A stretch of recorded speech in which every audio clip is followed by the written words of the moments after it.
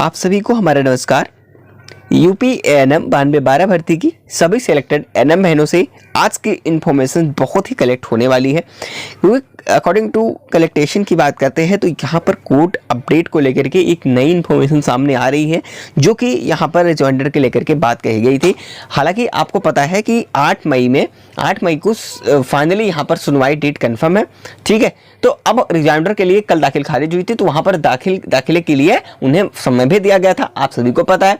तो उसके लेकर के जो स्टेटस अपडेट करना था वो चीज़ क्लियर हो गई है। तो बिल्कुल आप लोग निश्चिंत हो जाएं, क्योंकि अब आपका जो सारा प्रक्रिया है वो समाप्ति होने वाली है, ठीक है। तो आपके पास अब क्या ही बचा है, ठीक है। आपके पास 2 दिन और बचे हुए हैं, तो आपको 2 से 3 दिन आ ही जाएगा आपका, ठीक है। वो फाइनल सब कुछ क्लियर 8 तारीख को होने वाला है।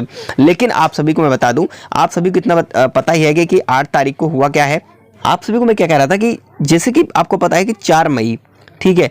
अब कल की डेट में हुआ क्या है, कल की डेट में आपको पता है कि चीज़ें जो है साफ हो गई थी। आयोग ने पहले भी जो है कोर्ट के द्वारा ये कही गई थी कि जो याची पक्ष हैं, ठीक है, जो याची पक्ष हैं, याची पक्ष वाले क्या करें, इनके लिए रिजॉइंडर दाखिल करने के लिए बोला गया था कि भाई रिजॉइंडर जो है दाखिल किया जाए, ठीक है। तो उन्होंने 2 हफ्ते का समय लगभग दिया ही था, तो बहुत ही समय लगा। लेकिन कल की डेट में उन्होंने, उनके जो अधिवक्ता हैं, ठीक है, एडवोकेट जी, तो अधिवक्ता ने याची पक्ष के क्या किया, उन्होंने दाखिल कर दिया है। अब उसका जो अपडेट है, स्टेटस है, वो आप सभी के लिए बहुत ही इंपॉर्टेंट है। उसमें क्या मेंशन है वो चीज़ें आपको लेने के लिए बहुत ही इंपॉर्टेंट है, ठीक है। तो अब 8 मई को, यानी कि 8 मई को सारा क्लियर है कि 8 मई को सुनवाई होनी ही होनी है, ठीक है। और इसमें आप सभी का जो प्रॉब्लम है सारी चीज़ें क्लियर कर दी जाएंगी, ठीक है। और काफ़ी स्टूडेंट जो है ये परेशान है कि ये हमें बताएं कि सर आचार संहिता से कोई हमें फर्क तो नहीं पड़ेगा, क्या ज्वाइनिंग होगी या नहीं होगी। इस पर आपको कोई नहीं रोक सकता, आप लोग इसके लिए बिल्कुल परेशान मत होइए, क्योंकि देखिए एक न्यू नोटिफिकेशंस आउट नहीं कर सकता है। कोई नया नोटिफिकेशन अगर होता है न्यू भर्ती प्रक्रिया का, तो ऐसा कुछ भी नहीं जारी कर सकता आचार संहिता में। लेकिन अगर आप चाहे सोचते हो कि एग्जाम होना या फिर रिजल्ट आना, ज्वाइनिंग करवाना, ये सभी चीज़ें जो है किसी भी प्रकार से रोकी नहीं जा सकती हैं, क्योंकि जो पहले से भी भर्ती या प्रक्रिया आउट हो चुकी, जो भर्ती आउट हो जाती है, उसको फिर करवाने में कोई रुक नहीं सकता। आचार संहिता में भी कुछ फर्क नहीं पड़ता है। बाकी ये होता है कि नोटिफिकेशन नया नहीं निकाल सकते हैं, ठीक है, ये होता है बस। चलिए, बातें क्लियर हुई। अब यहाँ पर सबसे बड़ी बात कि 8 मई का जो रिजॉइंडर दाखिल करने की बात है, सारी चीज़ें क्लियर है।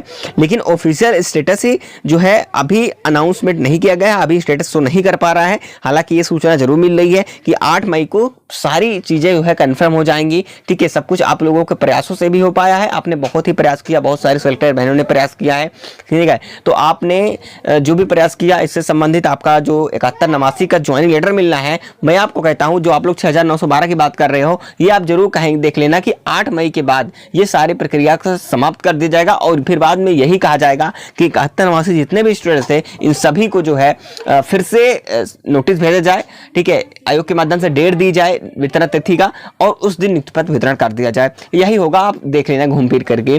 लेकिन बस यही डिले होना है कि 277 वालों को कब से, जब स्टूडेंट ने जब अभ्यर्थियों ने मांग की थी कि इनको होल्ड करके 6912 वालों को दे दिया जाए, तब तो कोई सुन नहीं रहा था।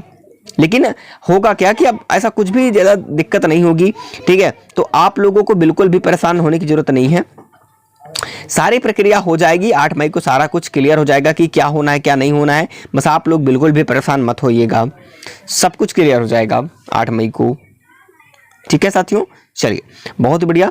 और आपने समझ ली बात, तो आप लोग थोड़ा सा पेशेंस रखेंगे। 8 मई को क्या होता है, ये सारी प्रक्रिया जो है वो देख ली जाएगी, तो आप लोग बिल्कुल भी परेशान ना होइएगा। और अपने तरीके से जो भी प्रयास हो सकता है आप करिए प्रयास, ठीक है। और हाँ, जहाँ तक बात है 277 AWS की, तो 277 जो AWS प्रकरण वाला जो केस मामला चल रहा है आपका, तो ये मामले में होगा यही कि बस 277 को ही वो चीज़ें सिलेक्ट रहेंगे, ठीक है। कोई अब सोच रहे बाहर नहीं जाएगा। लेकिन हाँ, ये जो कट ऑफ का मामला है, कट ऑफ ये कर सकता है कि जारी करेगा फिर से, ठीक है, इतना जरूर होगा। तो ये 8 मई के फैसले पर डिपेंड करता है। देखिए, अभी जैसे रिजॉइंडर का या कोई हमें कोर्ट जो है स्टेटस अपडेट हो जाता है कोर्ट की तरफ से, ठीक है, वो आएगा ही आएगा, उसके बिना तो आगे डेट बढ़ेगी नहीं। तो उसको जैसे अपडेट होगा, स्टेटस दिखने लगा, शो करने लगा, मैं आप सभी तक आपके अपने चैनल पर बिल्कुल पहुँचा दूंगा सबसे पहले। बस थोड़ा वेट करें, कुछ ही समय में अगर जैसे अपडेट हो जाता है तो आप तक मिल जाएगी।